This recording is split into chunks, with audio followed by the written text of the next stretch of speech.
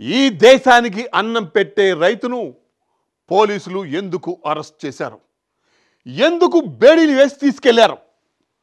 ఆ రైతు చేసిన తప్పేంటి అంటూ అటు ప్రజలు ఇటు తెలంగాణ సీఎం కూడా ఆగ్రహం వ్యక్తం చేశారు. తనకు బేడీలను వేయడంతో ఆ రైతుకు గుండెపోటు వచ్చింది. ఇప్పుడు ఆ రైతు పరిస్థితి ఏంటి? అసలు ఎందుకు పోలీసులు ఇంత నిర్లక్ష్యంగా అరెస్ట్ చేశారు?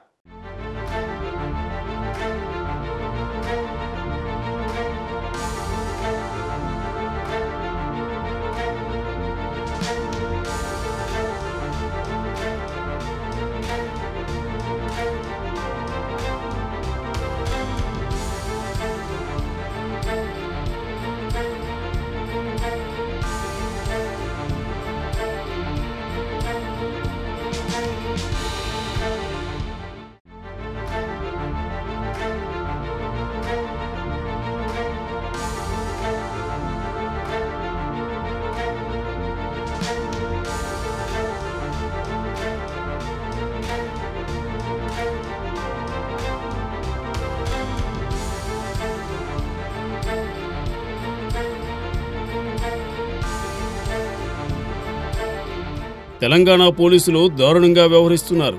లగచర్ల రైతును బేడీలతో ఆసుపత్రికి తరలించడంతో బిగ్ ట్విస్ట్ చోటు చేసుకుంది. ఘటనకు కారణంగా చూపుతూ ఓ అధికారిని సస్పెండ్ చేశారు. ఇక ఈ ఘటనపై ప్రభుత్వం తీవ్రంగా స్పందించింది. పోలీసు ఉన్నతాధికారులు స్వయంగా విచారణ చేపడుతున్నారు. అయితే ఈ సంఘటనలో కుట్రకోణం ఉందని ప్రభుత్వం అనుమానిస్తోంది. ఈ నేపథ్యంలో విచారణ ప్రతిష్టాత్మకంగా మారింది.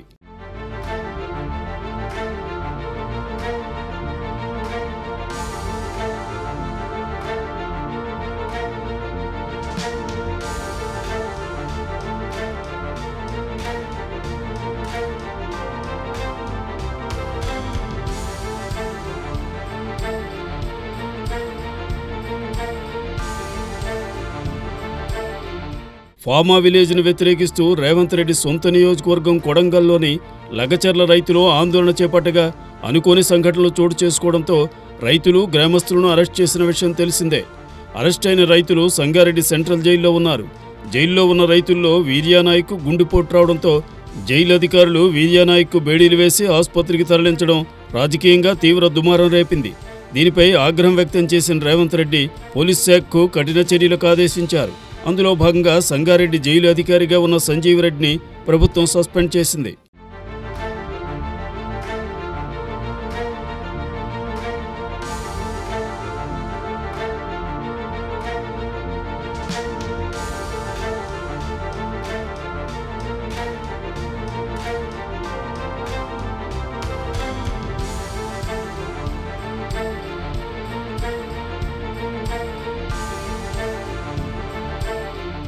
రైతుకు సంకెళ్లు వేయడంపై ప్రతిపక్షాల నుంచి వస్తున్న తీవ్ర స్పందన నేపథ్యంలో రేవంత్ రెడ్డి సమగ్ర విచారణకు ఆదేశించారు.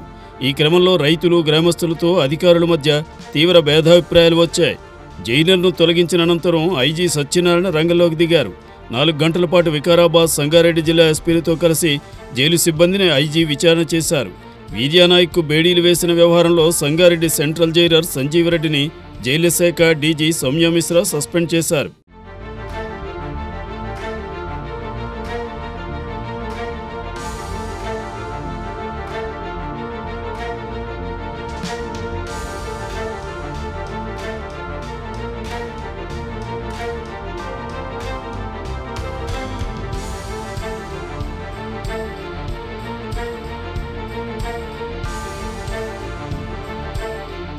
లగచర్లలో ప్రజాభిప్రాయ సేకరణ కోసం వెళ్లిన జిల్లా కలెక్టర్పై దాడి, ఫార్మా కంపెనీ ఏర్పాటు తమకు వద్దని స్థానిక రైతుల ఆందోళన, భూమి ఇవ్వమంటూ చేపట్టిన ఆందోళన దృష్ట్యా రేవంత్ సర్కార్ ఫార్మా కంపెనీ ఏర్పాటు విషయంలో వెనక్కి తగ్గింది.